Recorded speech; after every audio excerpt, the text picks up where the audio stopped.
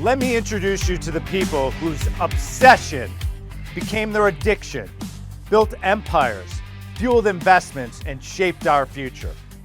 I'll walk you through the crazy, the impossible, and the spark that fueled someone's passion become the right side of obsession.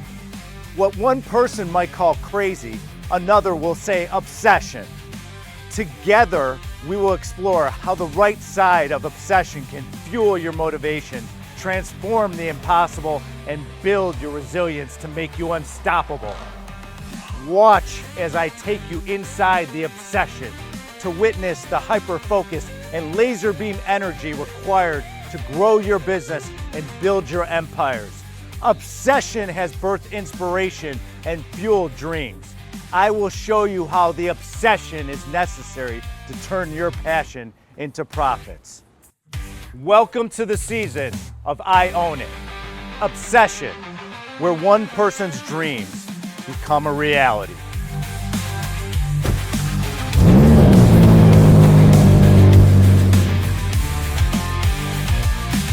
If you think being obsessed isn't fun, hip, and cool, then you just wait until you meet my next guest.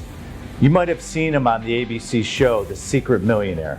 What I can say is anything Wing Lam does, he's obsessed with being the best.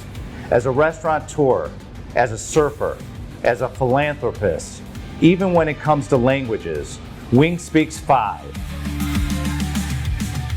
Welcome, my friend, Wing Lam, co-founder of Wahoo's Fish Taco. So while growing up, how many times did you hear that you needed to change to fit in, that you're just too much? You know, what's funny is for the longest time, forever they call it, right? We were always the one and only Chinese family in the neighborhood. But you would go, well, in Brazil there's lots of Asians, there are. But in the 60s, 70s, and 80s in Brazil, the majority of the kids that were in my hometown were all Japanese descendants. Nothing, different, but Japanese and Chinese were different, right? So it was cool. I hung out with all of them, but I was not one of them, right?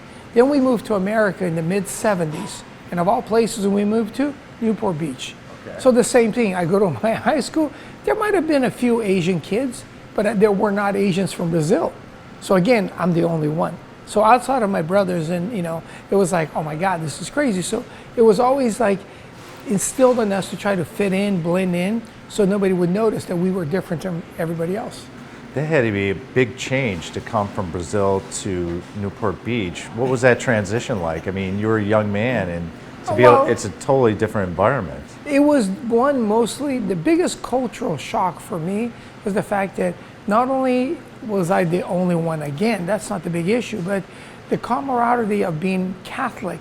Because at least in Brazil, whether you're brown, black, blue, yellow, whatever, we all go to the same church. Right. Here, everybody goes to different churches. And I had no idea how many religions there were until I came here. Because I just assumed, everybody was Catholic like they are in Brazil. So you have a little bit of difference of color and religion, which is to me a huge cultural shock.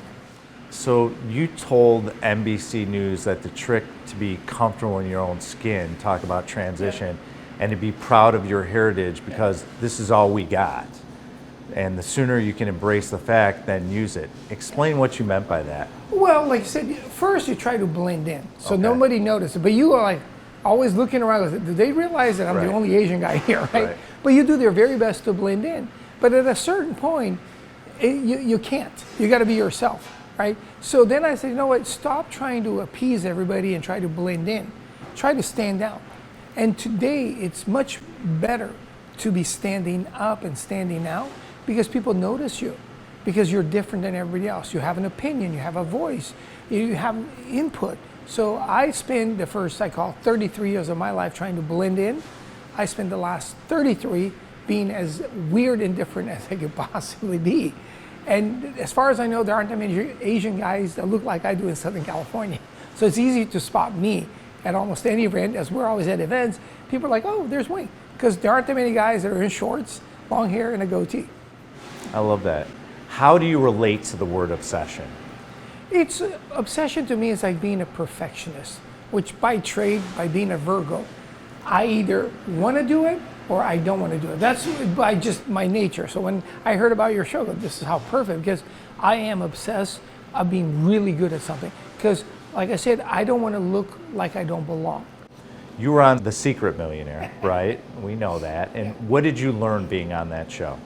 Well, the first thing is I spent about 3 years telling them no, I wasn't interested. Right. And finally, a close friend of mine who started Dub magazine with the car wheels and all that miles, he did it. So for the first time, I could ask somebody who had done it, and he said it was amazing. And I said, why? Because you can literally change people's lives. And again, I'm like, okay, so you have an opportunity. So I said, okay. So in my head, I'm like, kind of like the Undercover Boss. I'm like, what are they going to do to you? Because in the Undercover Boss, they put makeup on you, they change you. Right. And I'm like, I'm not going to cut my hair. I'm not going to do any of that. He goes, no, we want you to be who you are, but we have to take you somewhere else where people don't know you. Right. So of all places, they take me to Mobile, Alabama. So we go there, and basically they found charities that were related to food, meaning food banks. So I went undercover to kind of do my thing, but that was awesome because I already did that here. And I'm not sure how many people that did this show, other millionaires, had actually done any actual work at food pantries or food banks and all that, but I had here. So to me, it wasn't foreign to be in their kitchen and literally making food and all that, because I pretend I was an out-of-worker chef, right? But the coolest moment is I was 50, I had just turned 50, and I met a homeless guy that was 50.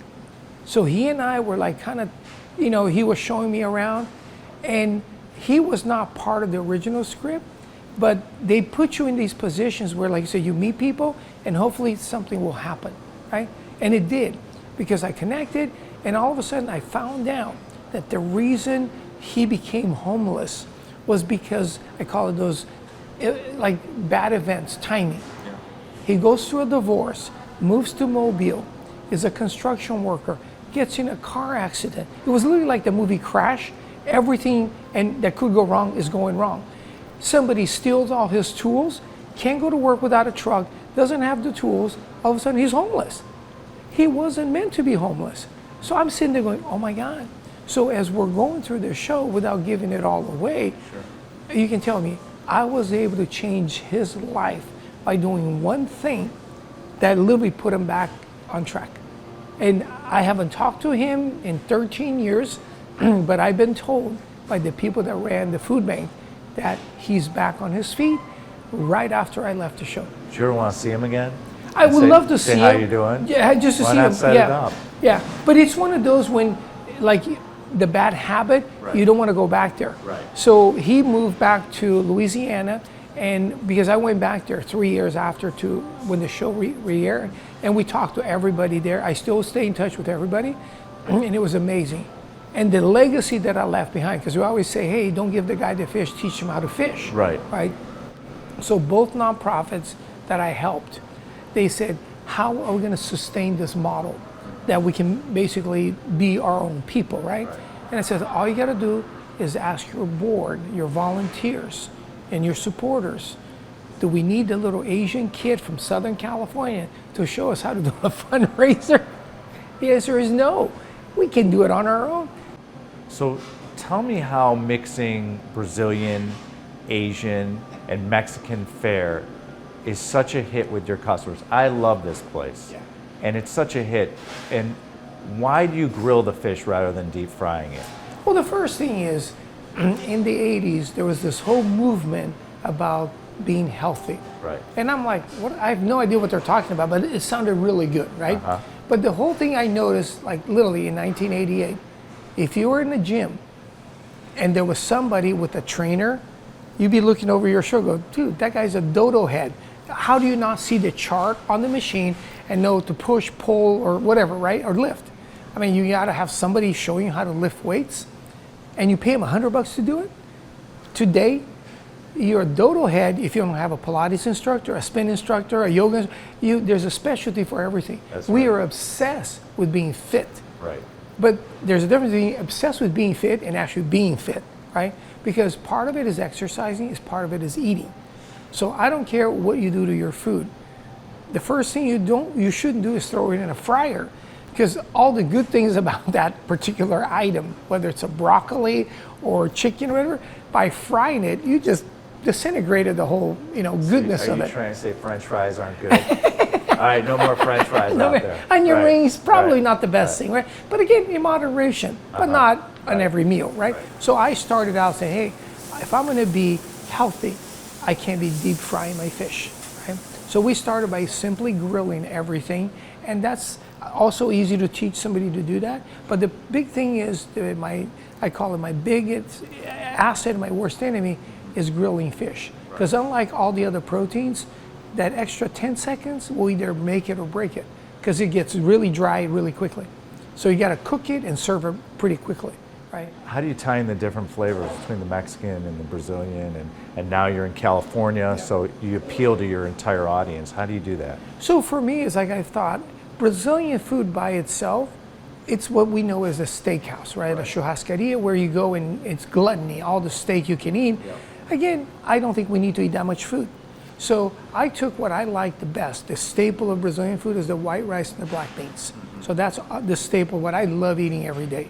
Then I took what I love about Mexicans, the tacos, burritos, the tortas and all that, the salads, right? So I'll take that. But the surfing culture was like, hey, you gotta have this Hawaiian plate lunches. So that's where we blended the teriyaki and all that. So you got this teriyaki steak over white rice and black beans, which sounds really weird until you put it all together. So you get a little bit of South American, Hawaii, and it just Southern California. So you've been doing this an awful long time, right? And what are you most proud of with the Wahoo brand? It's the fact that all the kids that grew up that I helped, that I say, one day this kid might become somebody, right? Right. Well, they become world champions in surfing, skateboarding, BMX, supercross, mountain biking, amazing musicians, right? Businessmen. So to me, it's like being a part of the fabric. So however your definition of success is, right? I've been a part of that journey, because I help feed you, get you to and from the gym, to and from the practice, to and from the performance. I was always there. So people always said, hey, I'm part of that history, the community, Oh, that's fantastic. What did you learn growing up in your parents' restaurant that you apply to Wahoo today? The biggest thing is the ability to make things fresh, right? Because when you go to a Chinese restaurant, they literally have all the ingredients there, like a Mongolian barbecue. They toss in different sauces, and it's made fresh. There isn't something sitting there under a heat lamp, I call it, right? So I said, I want to do the same for me. I want to make everything fresh. I don't want to have a commissary. So we still make pretty much every day, everything's being made right here. We marinate, we do all that. And more important for my family is to give back. So that's the part that, hey, you got to support the people that come and support your business, right? So by giving back, started out with small little charities. Today, you name an acronym, we are doing something with them.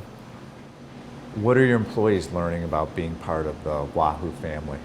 The important thing for my employees is to be part of the community. So we treat our customers like they're our friends. So when they come in, we greet them, we know their names, we know their orders. So this whole community thing works for our employees to us and our customers, because we all want to be helping each other. What do we need to do to get ahead and make the community we're in better?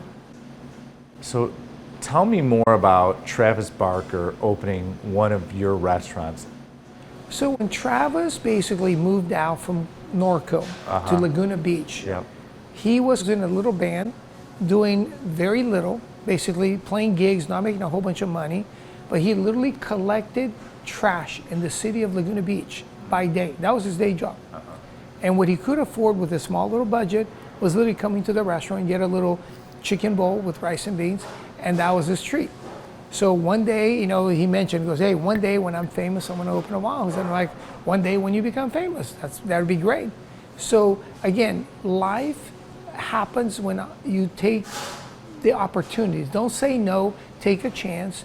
And the right thing happened at the right time. He was part of another band, I believe it was the Aquabats for a moment. They're still around. They've always been a great local band, right? But and nothing big. And just as a new record was being released by Blink-182, their drummer decided that it was time to move to a different place. Tom and Mark somehow got a hold of Travis.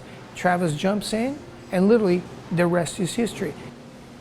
If you believe it, live by it. That sounds like a great way to define obsessed, to live it. Explain what that means to you when you say that to people. Is you gotta have, I call it, a little bit of faith, which is also obsession, belief, and all that. Right. And don't let other people tell you that you can't do something, right? So if you want to at least give it your best shot, because you and I both know what it's like to give it your best or give it a try. They're two different things. Giving it a try, anybody can do. I didn't like it. It's so easy to say that. But how much effort did you actually put into that trial? Did you actually practice? Did you actually dive into it? Did you go 100% in? Or did you just kind of go, you know? So I hear a lot of people go, well, that's not for me. Well, what does that mean?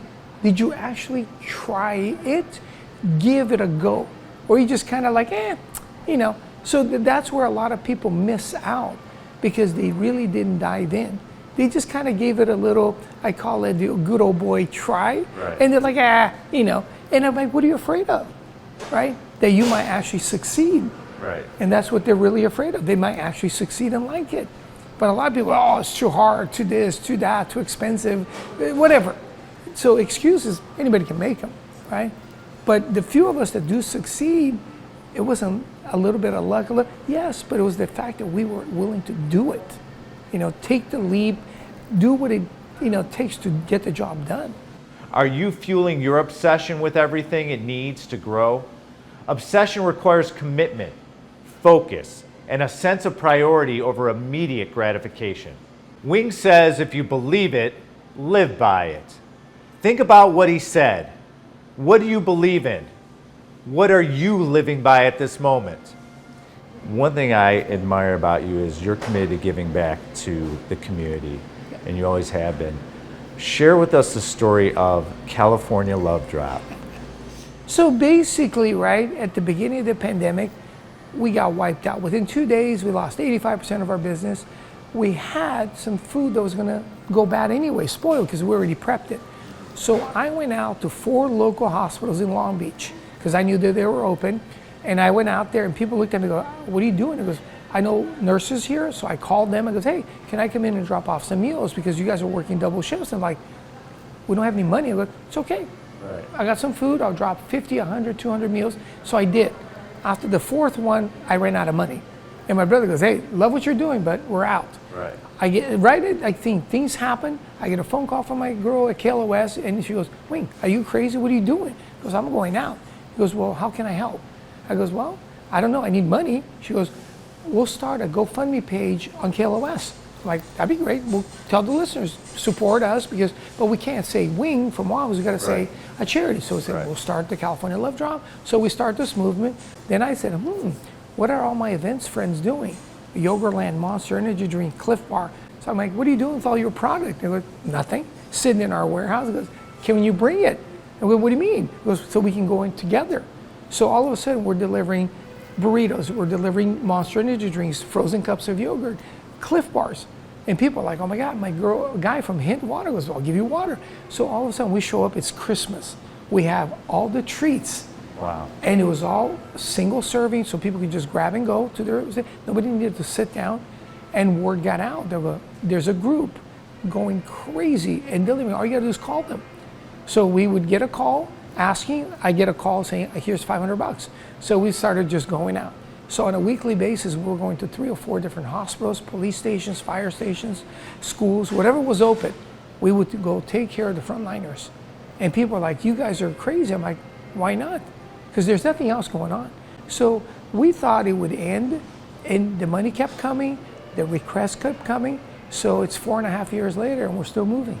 We've all felt different at some point in life.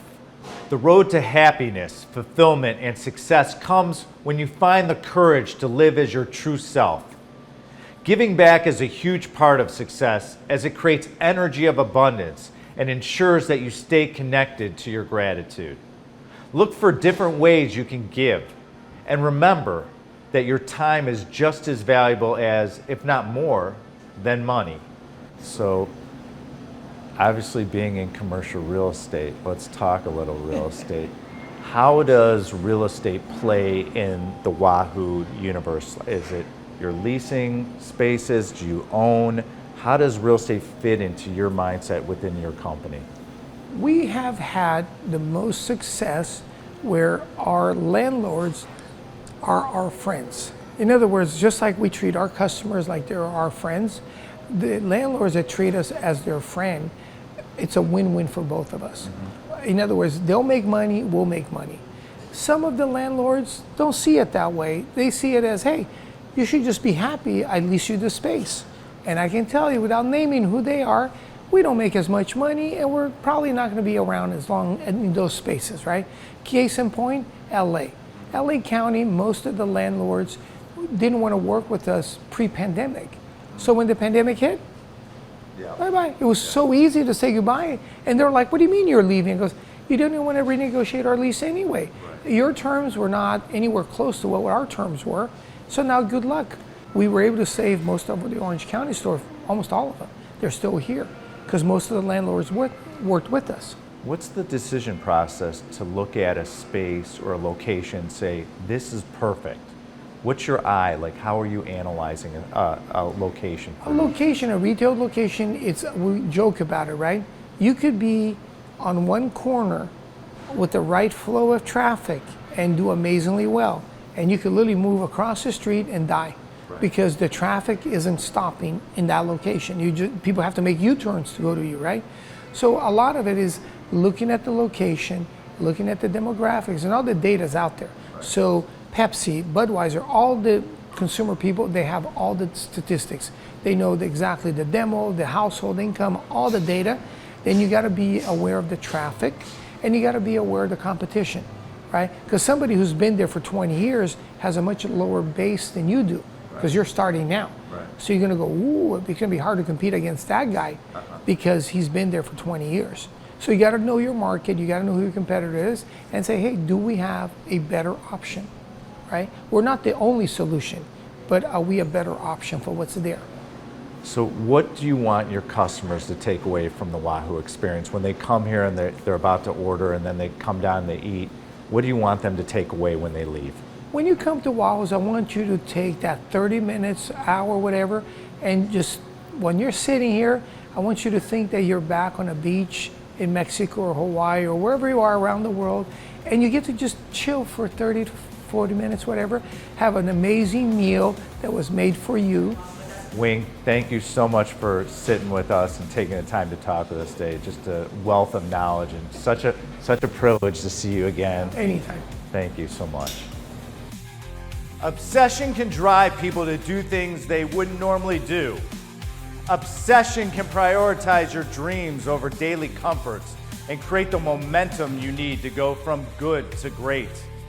Now it's your turn to fuel your obsession and join others, great leaders, investors, inventors who are leading the pack. What are you waiting for?